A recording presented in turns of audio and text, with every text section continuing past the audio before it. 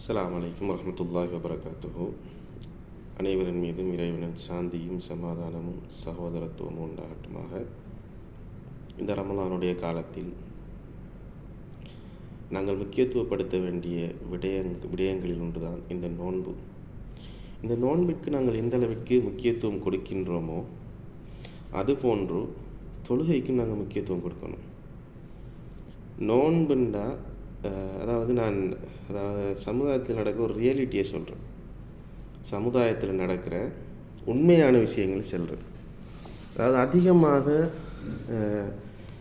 நாட்டில் உள்ள நம்ம ஸ்ரீலங்காவில் உள்ள சகோதரர்கள் அல்ஹம்துலில்லாஹ்னு நிறைய பேர் நோன்பு நோட்டார்கள், நோன்பு பிடிச்சாங்கன்னா தொழுகையில் தொடர்பு அறிப்பாங்க.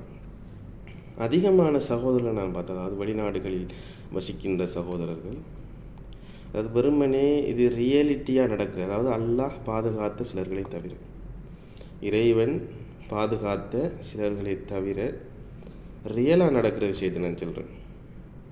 நோன்பு என்ற பெயரில் பட்டணி கிடக்கக்கூடியவர்களை அதிகமாக நாங்கள் பார்க்குறோம். இந்த வெளிநாட்டுகளில் 100க்கு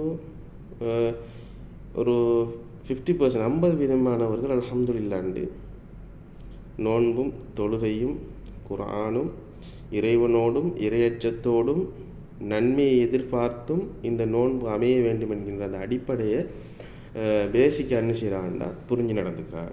புரிஞ்சு இந்த ரமலானுடைய மாதத்தில் நன்மையை கொள்ளையடிக்கின்ற மாதம், இந்த ரமலான் மாதம் இருக்கிற நன்மையை கொள்ளையடிக்கிற மாதங்கிறத அறிஞ்சு தெரிஞ்சு புரிஞ்சு என்ன செய்கிறான்டா நோன்பு பிடிக்கிறதோட சேர்த்து தொழுகையை நிறைவேற்றி குர்ஆனை ஓதி தன்னை பாவ மன்னிப்பெல்லாம் கேட்டு அல்லாஹ்விடத்தில் அதிகமாக நன்மையை சேர்த்துக்கொள்கிறவங்களாக மாறுறாங்க.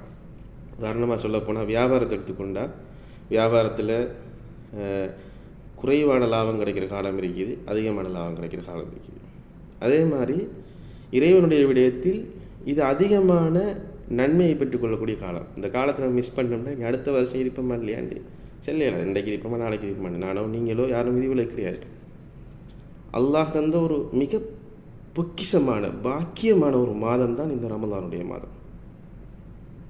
இந்த நம்பிக்கைய உறவுகளே, இஸ்லாமிய உறவுகளே, இந்த மாதத்தை வேஸ்ட் ஆக்கிறாங்க, இந்த மாதத்தை வீணடிச்சிடாங்க. நான் உங்கள்கிட்ட கான்ஃபிடெண்ட்டாக சொல்கிறேன், இந்த மாதத்தில் நீங்கள் செய்கிற நன்மைகள், செய்கிற செயல்கள் அல்லாஹ்விடத்தில் மிக பெரும் செயல், அல்லாஹ்விடத்தில் மிக மதிப்பு மிக்க செயல்.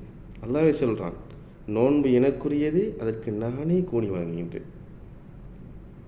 நோன்புக்கு மட்டும் அந்த ஸ்பெஷலாக சொல்கிற ஒரு விஷயம் மிஸ் பண்ணிடாதங்க இந்த ரமலானுடைய மாதத்தில்.